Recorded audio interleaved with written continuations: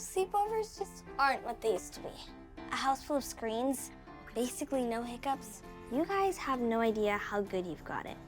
Get internet on the Xfinity 10G network for $19.99 a month for 12 months with a 1-year contract. Back in my day, it was scary stories and flashlights. We don't get scared. Oh, really? Mom can see your search history. That's what I thought. Introducing the next generation 10G network, only from Xfinity.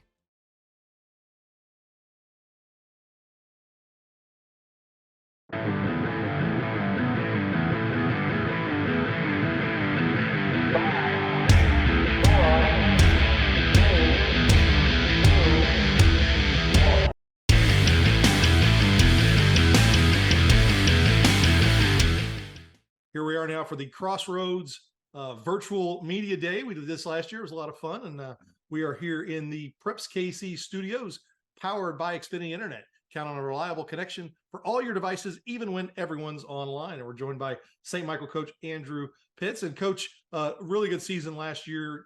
This is now going into your 4th year. Boy, it goes by fast, doesn't it? Yeah. Oh, yeah. A really good season. You guys have just built and built and built.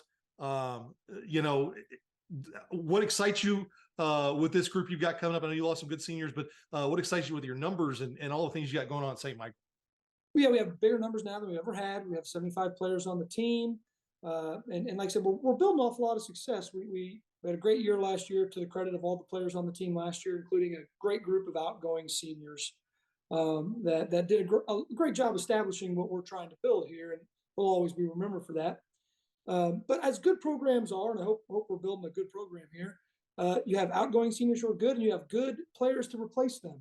And I feel like we really have that this year. So you have a new crop of players coming in who are very talented, have worked extremely hard this offseason, and I think are excited to get their chance, and we're excited for them too. So you're going to see a lot of new faces, but I think we're going to have a good year and a fun year, and we're excited. Well, and this is your 4th year, so now you've got this group has been with you. Group has been with you all the way through, and that's always a lot of fun when you get the first group to go all the way through. When you look at your schedule this year, and things, what do you think you guys are going to be ready to go on day one? What's the biggest thing you're working on right now as you get ready to start? We're recording this on Sunday right before camp. Yeah. A lot of work's already been done, but what do you need? What are you focusing on for week 1 as you get ready here? Well, offensively, I'll speak offensively, and then also defensively and special team wise. We have our quarterback back, and we're leaning on him quite a bit. That's a great starting point, of course, but he's throwing it to almost all new guys. So we're really focusing on our timing in the passing game, making sure we're on the same page, so we can have that aspect. I'd like to be able to run the ball this year as well. We did a great job last year early on in the season running the ball, and because we spend a lot of time on camp focusing on that. I in football, I do believe you gotta be able to do both if you want success in today's game. So we're working that way. Defensively, I said we have a lot more starters coming back. We have returned 7 starters, a lot of experience there, a lot of good athletes, very fast. We're working in 2 new starters on the D line, so that's kind of where we're focused. Get our D line ready to go on the defensive side of the ball, and then special teams wise. We actually returned our kicker from last year, so we're good there. We do have to get a new long snapper this year. So as coach, anybody who's a coach realizes, you got to have that. You got to have that ready to go. So, but our holder and our kicker are back. But we do special teams practice every day, and we always want to be able to make big plays and prevent any big mishaps, because that's what the special teams is. How many big plays can you make, and you make sure to secure the football and not give up big plays. So that's where we're at with that. Seasons is the grind, but as you've seen this program grow over the last 3 seasons, how much more fun is the off season coming off an 8-2 record? And just kids seeing results. How much more fun is it as kids see results and wins and taking steps forward? That's got to be a fun time. It is a fun time. What's interesting with football is every season's a new season, and every coach will tell you that. We have a new group of guys this year that's going to have their own identity, and we're going to have to coach them their own way. But at the same time, these group of kids, they got some confidence because they've seen the program succeed in certain ways. Now, we still got a long way to go, but with how far we think we can get. But with that confidence brings convincing them to work hard is a little easier because they know they're going to get some fruit out of their work, and they have a great foundation to build off of it. It is. Anybody, one of the great things in life is continual improvement. If you ever stagnate or plateau, things might get boring. So we're still in that stage, which makes it a lot of fun. Before we got on the air, you talked about your freshman class. Yeah, You're not a huge school, but you got 30 some freshmen. That's a good number. Yeah, we had 34 freshmen out this year, and I think that's a credit to kind of what we're doing. We have a lot of kids that want to be a part of our program, and we want them all to be a part of our program. We coach every single one of them. And there's maybe a lot of factors on that. And I'm not remiss to think about the Chiefs. Kansas City's a great place for football right now, and those kids grew up. They're watching the Chiefs, and that makes them want to play, and it helps the high school programs, I think, across the city maybe have good numbers. So, but we're a part of that too. And we have a lot of talented freshmen too. I think it's going to be a great class for our future. Yeah, future's bright for sure. Well, Coach, should be a fantastic season. Good luck, and we appreciate you taking time with us. Oh, I appreciate it. Thank you so much, and let me know if I can ever help you guys out.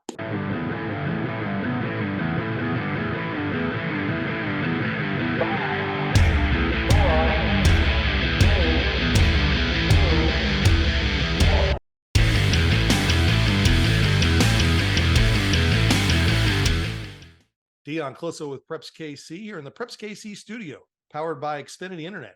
With speeds faster than a gig, you can power a house full of connected devices all at once. And now we're going through our Crossroads virtual media day. And we have brand new Summit Christian coach Justin Geiger. And Coach, I know you were on staff last year. Before that, you were at Lee's Summit North. You've been some different places great experience. Last year was a tough year for Summit Christian. There was a lot of success that went into it. You guys were so young last year, and there was a lot of kids who got a lot of playing time. What excites you about how that group came out of last season? They've done their off-season work, and now you're getting ready to go into the season. Well, as you kind of mentioned, we battled quite a bit of adversity. The way the kids handled themselves after a very, very challenging year was commendable. Moving forward, it's great to have those kids back. They have got a year of a lot of football underneath their belt. They've matured. We've had some different leaders step up to assist in that, and I'm just excited about the energy and enthusiasm they bring every day to practice now. Of course, you were under Coach Todd Burke, retired at the end of the year. He did a great job for that program, and good guy. We're going to miss him. he's a good Definitely, guy. Yes. But that's for this group. How much of your coaching staff is kind of stayed the same outside of Coach Burke going? Has there been some consistency there too? A little bit of consistency offensively. I'm taking the reins as far as defensive coordinator. Preston McConnell's come back as our offensive coordinator, so not too many changes on the offensive side, which bodes well for us. We've got a couple new faces that we're excited about bringing along, and that should help us tremendously. This summer, I know you guys, you're a smaller school, your numbers aren't huge, but how much good work did you get in? And is there a group on the offensive side and defensive side that really you saw some really good things that either surprised you or that you were excited about, that you, especially as you're getting ready to play, jamborees and games here just a week away? Yeah, definitely. We, like you mentioned, we're a smaller school. We were fortunate to bring a lot of new faces along that we're pretty excited about. Some basketball players who are really good athletes who might be playing football for the first time, but they've really done a great job of just learning the game, learning their position specific, responsibilities and things. And so we're excited about the new faces that we're seeing come along here. So we're definitely excited. I know last year was a down year, but a lot of these kids were still around when they were playing for district championships and things like that. So that has to help their ability to know, hey, we're not on a 4-year run of not having success. We just were young and we had to go out and battle, the St. Michael's and the Van Horns and good teams on your schedule. Lafayette County. I mean, it's, good teams that are, playing a lot of seniors. Did they really kind of understand what they went through last year and that it was just part of the process? Yeah, I think so. They kind of understood, what their role was, and again, being very young, it's often quite challenging against really good programs, really good teams, and so I think they have a bit of a chip on their shoulder coming into this year. They know it's going to be a different year than last year. So then there's a lot of good things going on at Summit Christian. You got the new gym and things like that. Does that help to say, hey, we're the football program, we could start the season out and really kind of kickstart all the rest of the sports that go at Summit Christian? Yeah, we've been incredibly blessed with our field house, new weight room, a lot of exciting changes here at SCA, just wonderful, wonderful blessings from our community. And we hit a bit of a transition where it was, we didn't have a place to lift for a long period of time. And now we have a home to call our own and we have facilities to call our own now. And so we're taking ownership of that piece day by day. And I think, when we have that our exclusive facilities and whatnot, it becomes a program changer for sure. No doubt. Well, Coach, good luck this season. Congratulations on becoming a head coach, and Thank we're you looking very forward to much. talking with you again. All right, thank you very much.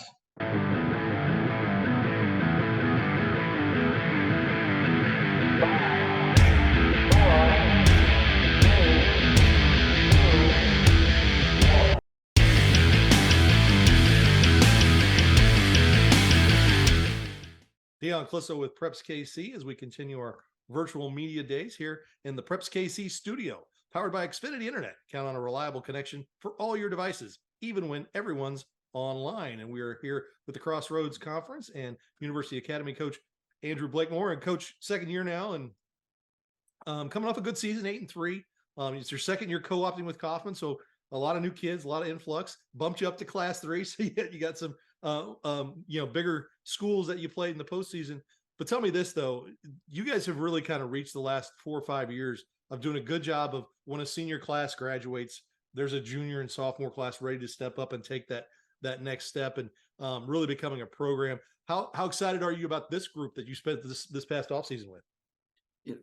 Very excited. The big thing that, the word that we keep throwing around is culture, trying to develop that and get kids to just really buy in what our messages are, because that will create that sustainability that you're talking about, that when turnover happens, people are ready to step up.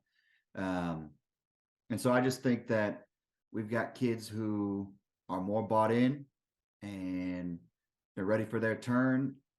As you said, the co-op, another year of the Kaufman students kind of understanding what this is all about, what Friday nights are about, what for us, a lot of Saturday afternoon games, like how you can't get it unless you put in the work. And so we've had a lot more buy-in this summer and in the off season, in the weight room. And so we're excited to see what the product looks like on the field. Is there one position group or side of the ball that's really kind of either performed like you thought and you're really excited about, or taking big step forward and kind of surprised you this year?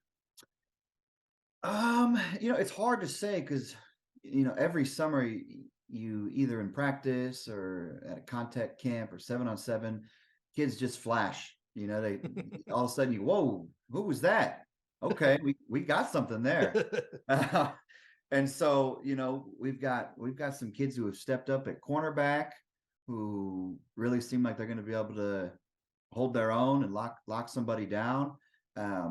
We've had some linebackers, some young because we lost both of our linebackers last year, our inside backers, and we've got kids stepping up there that are really starting to make their reads and fly around and not shy away from contact like you sometimes see with younger players. And our defensive line, we graduated a few kids that were perennial starters there. We had an all-state kid who graduated, and so that's been a building block for us. It's just kind of brick by brick. Every coach knows you lose kids, and you try to develop them in the off season and then in the summer, and a lot of times they surprise you. So we've had some of those for sure. Well, you don't have lights at your field, so you guys were one of the Saturday schools out there.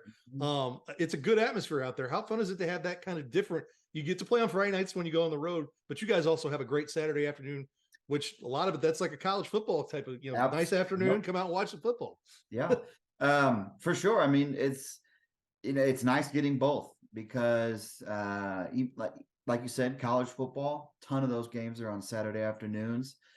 So, one thing that's fun is we'll have college game day going on in the locker room when the boys come in bright and early on a Saturday, and it just kind of feels like they're getting ready for that next step. A lot of our kids have dreams of playing at the next level and getting that scholarship to help with their education. And so we embrace that. And then we still get to play our Friday night games. And, come playoff time, a lot of games are played on Saturdays. And so that, that helps as well. We don't, it doesn't feel like anything new to us if we have to play on a Saturday. So, well, Coach, it should be a fantastic season. Good luck, and we appreciate you taking time with us. Hey, thanks a lot. I appreciate it.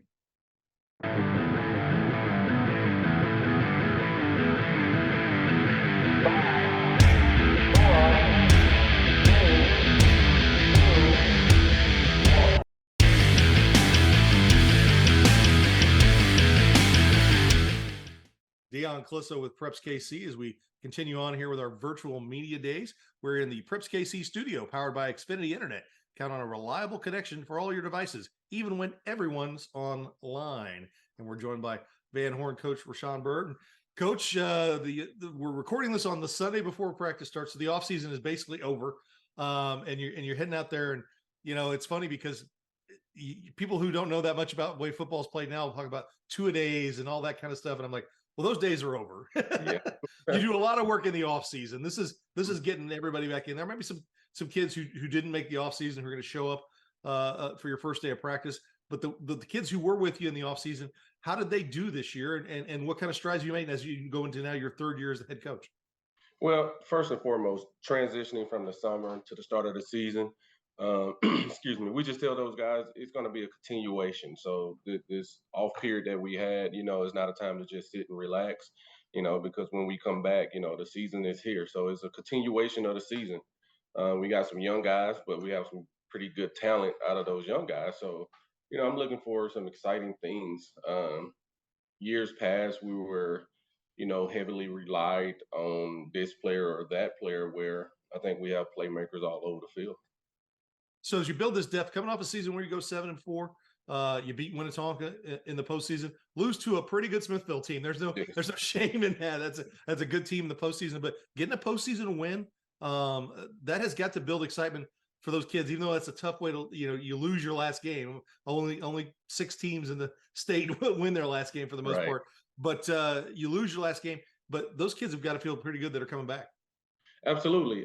Like you said, Smithville is one of those teams that's the gold standard when you talk about 4A. So, one of the things that I talk to those guys about at the end of the season is now you get a taste of what championship football looks like, what it feels like, how it's played. And so one of the things us as a coaching staff, we said this year is that's how we're going to prepare this all season. We're not going to prepare the all season for, some teams that we feel like or we're comfortable that we can beat or compete with, but we're preparing this off season for Smithville, Kearney, what have you. The top of the 4A food chain is how we're coaching and how we're preparing guys, and not relaxing because we feel like we have an easier opponent than a Smithville coming up first. So everything that we're geared towards the second half of the season. Keeping in mind, and we're not taking anybody for granted, but we got to get our mindset prepared for championship type football now that we see what it feels like and look like. Is there one side of the ball that took a bigger step forward, or both sides get better in this offseason? I want to say both sides got better. Our defense is what it is. They averaged giving up 7 points per game last year. When you talk about defense along average, and they have a lot of returning starters. 3 of our 4 secondary guys are back, which is really good for us. 2 of our 3 D linemen that we play are back, which is good for us. So what I saw from them and what I expected is about putting in those other pieces and making sure that they fit around. I felt like offensively we got better. We'll be a little young on offense. And like I said, but we have a lot of young talent and guys who are able to go out and make plays. That they're young, but they're fearless. When you look at your schedule this year, you've got the Crossroads Conference, but you get a lot of teams you've seen before. How do you, like you said, you want to be peaking at the end of the season? Is that something that you tell those kids it's week by week, but at the same time, we're looking towards weeks 8, 9, 10? Well, one of the things we'll never look ahead is just the way we prepare ourselves as coaches, and how we relay that messages to our athletes is, the mistakes that you can make in one game are the type of mistakes you can't make in a Smithville game or a game in the second round or third round of the playoffs, because one mistake can be the difference in that ball game. So we don't overlook. One of the things that I talk about is don't let anything fester, whether it's bad stance, bad technique, missed assignments. We're not going to let it fester. We're going to correct that now. We're going to make sure you understand it, and we're going to run it and we're going to rip it until it's right. But we're not going to let it fester and say that it'll be okay because, quote unquote, we're trying to peak at the end of the season. Yes, you always want to peak towards the latter part of the season, but you want to correct those mistakes and not let it fester because you create bad habits, and the longer you let it go on, the harder it's going to be to correct. Well, Coach, it should be a fantastic season. Good luck, and we appreciate you taking time with us. Thank you for spending time with us. Again, go Falcons.